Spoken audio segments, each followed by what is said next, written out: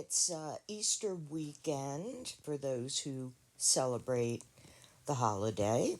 And my favorite part for the kids, of course, is the basket full of candy from the Easter Bunny and all the Easter eggs that we would color like during the week before Easter. And that was always a fun project when my daughter was little. But anyway, I was thinking in honor of the holiday that I would make a pendant, but it will be shaped like an Easter egg, and it'll be hollow, and I'm going to fill it with some beads, so it'll also be a shaker if you should want to shake it.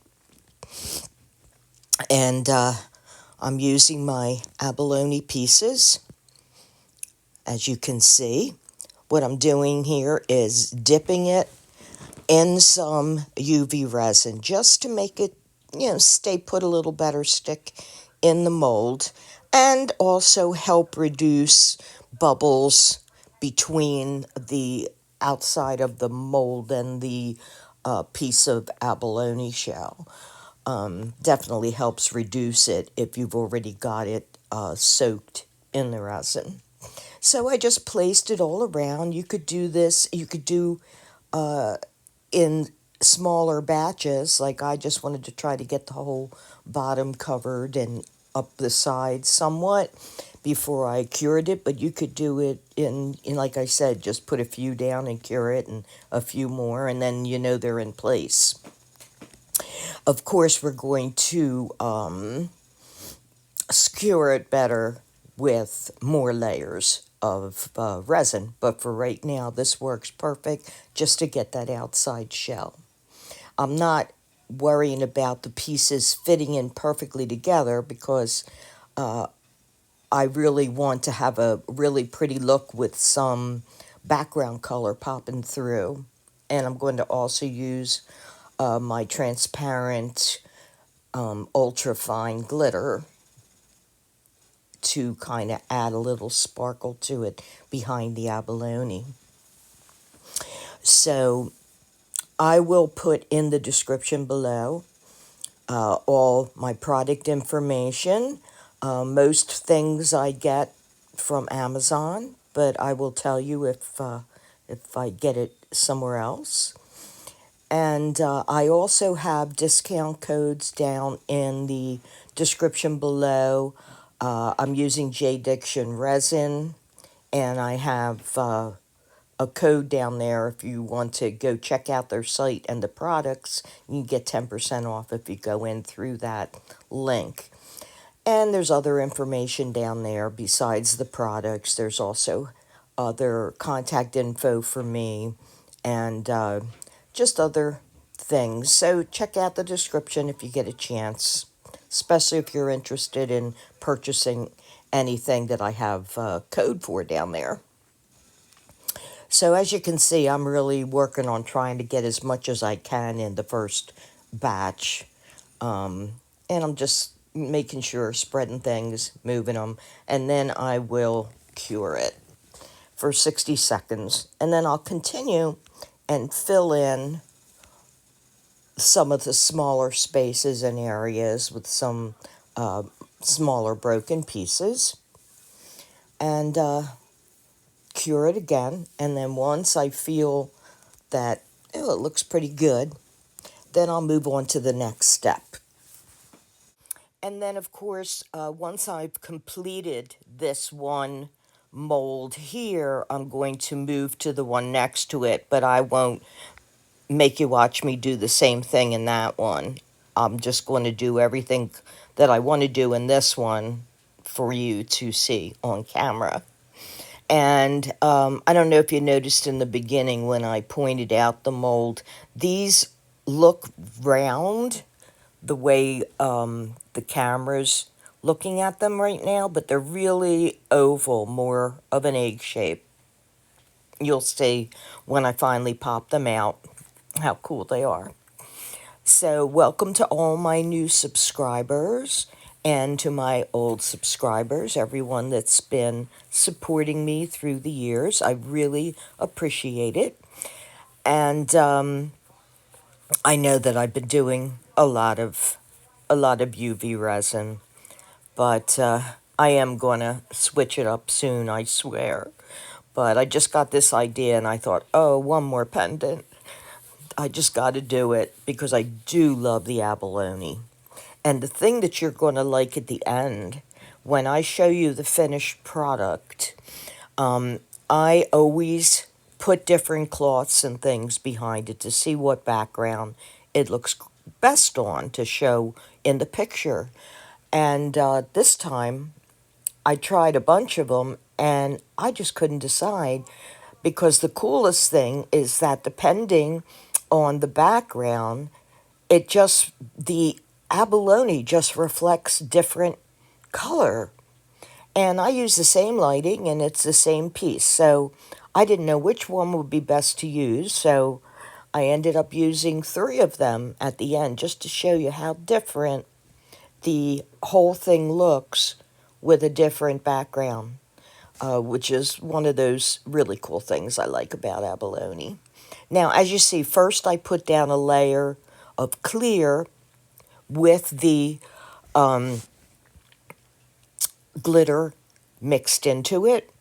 And again, see, I tilted it here. You can tilt it if you need to, so that it doesn't pool into the middle and just cure one side at a time, whatever works best for you. And then after I did the clear, I did the same thing with some clear mixed with wild plum alcohol ink.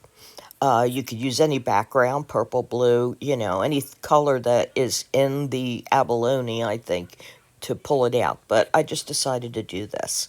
So now you see that I've got them both made, and they're like eggshells. They're very cool, but they're definitely sturdy. And all I did was use, as you can see, tiny scissors to just clean up the edges of both of them before I try to assemble them together in any way. And then I am going to put the beads in the middle, which of course is optional, but I thought since I'm making this hollow, might as well do that. And you could shake it if you want. So I just had some metal beads I've had forever, actually, and they make just a nice uh, little shaking noise.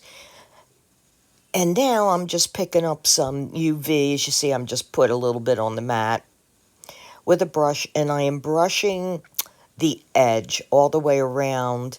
And the important thing is don't get anything into the hollow area to touch the beads, or else your beads are going to glue in there and not shake. So, and then here I just went around and cured the whole thing. And of course, I will be reinforcing it again with more UV, but also I am camouflaging the edges all around with other little pieces of abalone with UV, which is, covering the crack, making it stronger.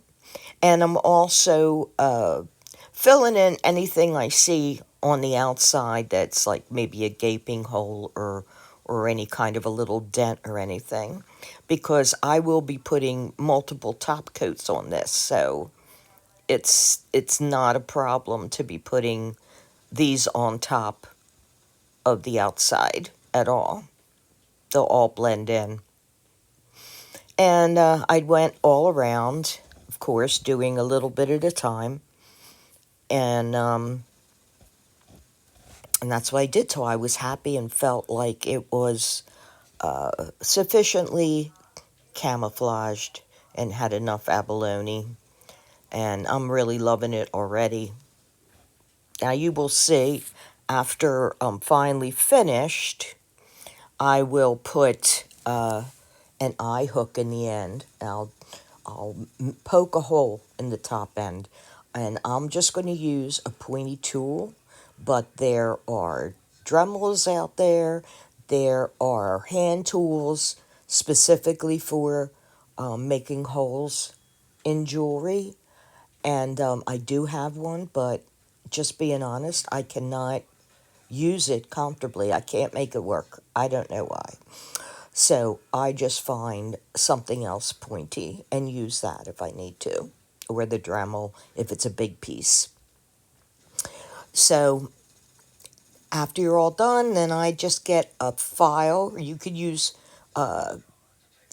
sandpaper, but we're only talking a couple little areas here, just where it's a little bumpy or something is sticking out, and I'm just using it to smooth those parts. And that's going to be all camouflaged again. Of course, when we put the top coat, all that filed area will disappear. So here I am just making the hole right in the end there. And after I feel that I've got a good enough indent there, I will put in an eye hook, and I use the screw eye hooks.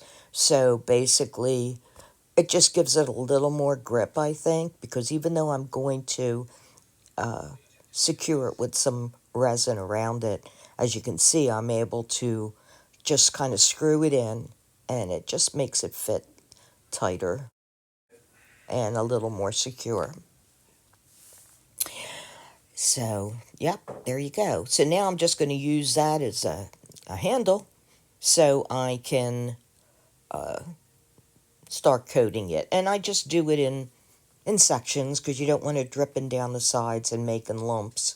So, I've seen people do an entire, around the entire piece and then spin it under the light, but I'm just not good at that all the time. I'd rather do a little bit at a time, and that's what I'm doing. And you can see the shine from there, just from brushing the fresh top coat layer on. It's going to look really nice when it's done.